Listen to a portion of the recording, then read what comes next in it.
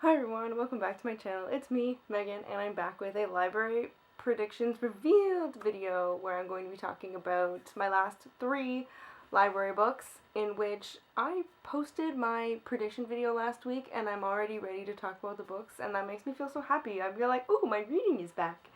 So, these were my last 3 library books, so let's jump right into it to see how I liked them. Because I did like them. I didn't have any books that I didn't like, so starting off with A Tempest of Tea by Hafsa Faisal. Faisal? This pretty cover that I was like, ooh, it looks so pretty. It's so lovely looking. I wish I liked it more though. Don't get me wrong. I liked the concept. I liked everything about it. It was just lacking for me in, I guess, world building and just how things worked in the world. Like, there's this whole, I love the vampire thing, and like being a half vampire, I'm like, what is that? And how do you become a half vampire? I mean, she did take time to describe things that were happening and things that belonged in this world. But I don't know, I just felt like I needed more. I wanted to understand, and I wanted to like get a better feel for the world.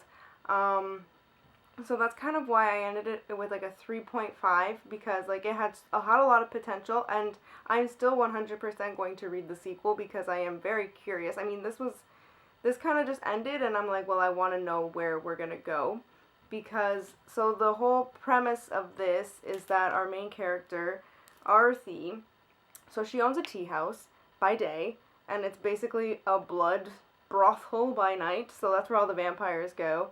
And basically, her place has been, not destroyed, but something has happened, and she needs to create a ragtag team to come together so that they can, like, save the tea shop, basically. And there's a lot of, what's the word I'm looking for? A lot of twists and a lot of turns, a lot of betrayals that happen throughout, especially like the big reveal where I was like, I wish it was a little bit bigger because I wish I understood the whole vampire lore a little bit better. But there was a lot going for it that I really liked. What I also didn't like was how all of the characters kind of sounded like one another. Like they all had pasts that they were trying to overcome, which is great. But they all sounded very similar, and so I kind of kept confusing which character was which, because I was like, wait, is this character, or is that character? So I'm hoping that, like, come the sequel, because this is a duology, that we're gonna get a little bit more of the world, and it'll help expand on this book and help to for me to like this book more. We'll see. I don't know when it comes out. Maybe next year.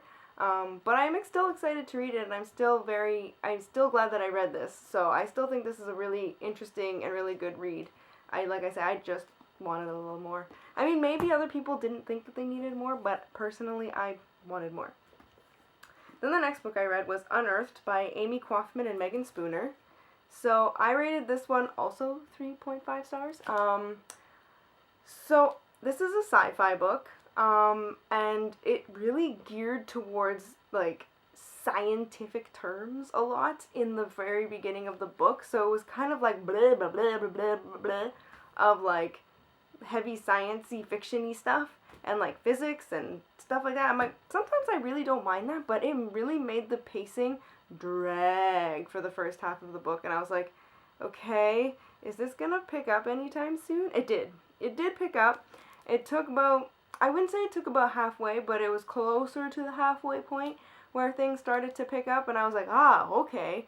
So the premise of this is that so Earth is dying, and the people on Earth are trying to find ways in which to survive on other planets, and that's when there's this giant announcement that was broadcasted to Earth, that this new planet, Gaia, I'm not 100% how you pronounce that. But they're like, oh, life can be found here.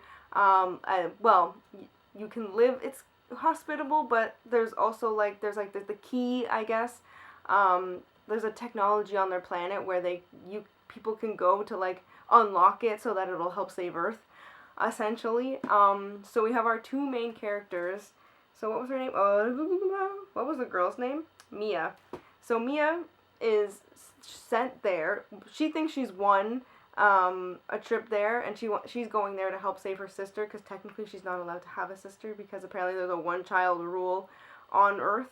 But she has a sister, and so she secretly, I don't know why I did air quotes, she secretly has a sister, so she thinks that she's won a place to go there because of her smarts or whatever, but then it kind of turns out that she was actually sent there for more nefarious reasons than what she thought.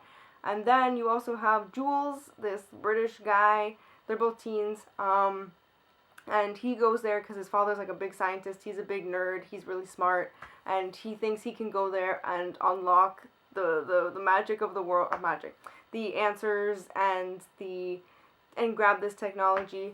The two of them obviously don't get along at first, and they're like butting heads, but they realize that even though they don't get along, they can use each other for like, they each have their own separate skills, so they each were like, we can use each other's skills to like get through this.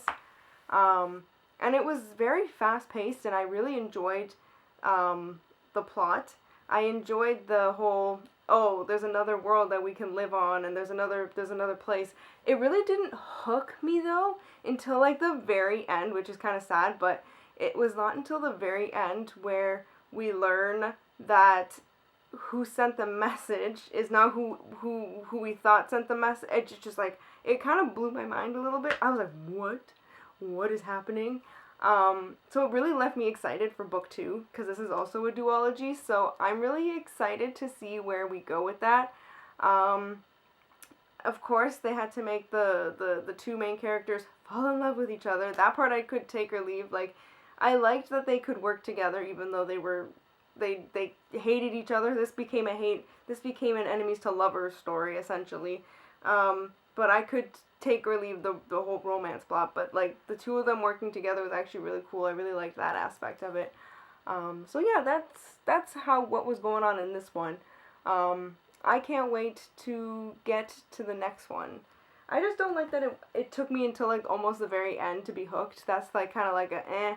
And like the beginning was kind of dry too, so I could see people like putting it down for a bit, because I'm like, it was a little daunting to read at first, but I got there. Then the last book that I read was I'll Be Gone in the Dark by Michelle why is this such a hard name? It's really not. McNamara. Looking at it, I can't say it. But if I'm not looking at it, I can say it. But this is this one. So this is my nonfiction true crime book that I read. I actually rated it 4 stars. I thought it was really well written, as well as it was really well researched.